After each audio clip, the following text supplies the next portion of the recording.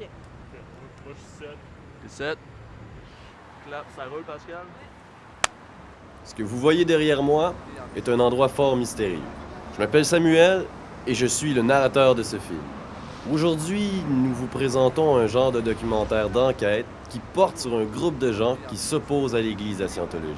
Vous allez remarquer que le ton du film est incroyablement ironique, mais nous pouvons vous jurer sur la tête du réalisateur que les faits qui sont avancés proviennent de sources fiables et diversifiées et qu'en aucun cas notre but était de se moquer d'un groupe de gens ou de tromper votre vigilance de spectateurs avertis. Bonne écoute et à plus tard.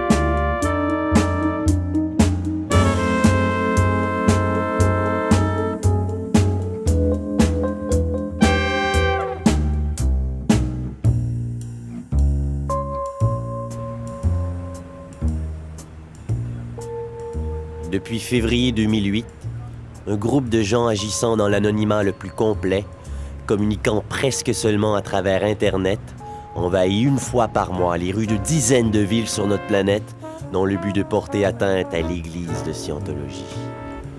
Je décidai donc d'infiltrer la cellule montréalaise pour voir quel genre de propagandiste haineux se cachait sous ces masques sordides.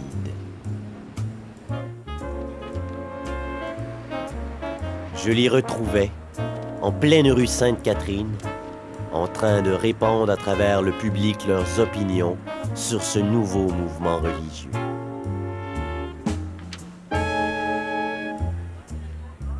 Apparemment, Anonymous lui tient rancune pour plusieurs raisons. Entre autres en faisant référence à l'opération Snow White, pendant laquelle le fondateur de la Scientologie, Lafayette Ron Hubbard, avait ordonné l'infiltration du gouvernement américain afin de voler des documents qui auraient servi à une éventuelle poursuite contre le mouvement. La même chose se reproduisit au Canada en 1992. Bon, quel genre de mouvement religieux peut avoir envie d'infiltrer le gouvernement? À défaut de trouver une réponse objective chez les membres d'Anonymous, je suis allé voir un expert en mouvement religieux pour connaître les fondements spirituels de la Scientologie. Je pense personnellement, qu'est-ce que vous devez faire au niveau de ça? C'est juste chercher une définition, quelque chose que les autres disent d'eux-mêmes.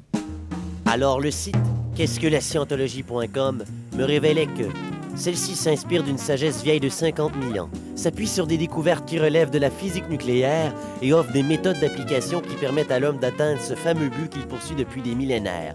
Se connaître lui-même, connaître ses semblables et finalement comprendre la vie même. Et comment fait-on pour comprendre la vie en scientologie? En suivant une longue série de cours qui nous aident à comprendre nos vrais problèmes, et aussi de séances d'hypnose qui nous font prendre conscience des crimes commis dans nos vies antérieures.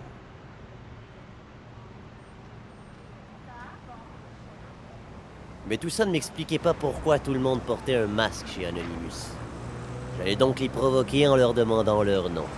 Non, moi je préfère m'abstenir de dire mon vrai nom. La raison c'est très simple, c'est que la secte qui est juste ici, la secte de la Scientologie, a une politique qu'on appelle Fair Game, qui a été élaborée par L. Ron Hubbard et qui, grosso modo, ça dit tous les ennemis de la Scientologie, on les détruit. Dans tous les moyens légaux et illégaux. Still, though, I am afraid because if they do find me, they have a record of killing pets, finding out where you work and then calling to complain, harassing your family. There's one woman who published a book critical of Scientology. They went around her neighborhood telling her neighbors that she's a murderer, that she's such a horrible person. So they do a lot to keep people from criticizing. Thanks. No problem.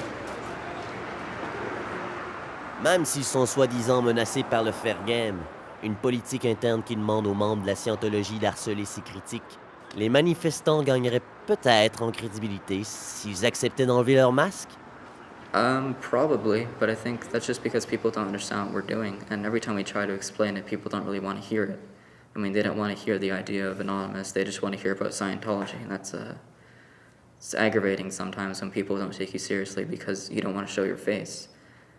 But a lot of people who get asked on the street why they don't want to show their face, they'll just talk about fair game only. They won't talk about the ego part of it, which I think needs to be taken more seriously because people are getting over paranoid at the protests about fair game policy, and that just makes us look a little bit stupid because it's not that scary to not get your face taken.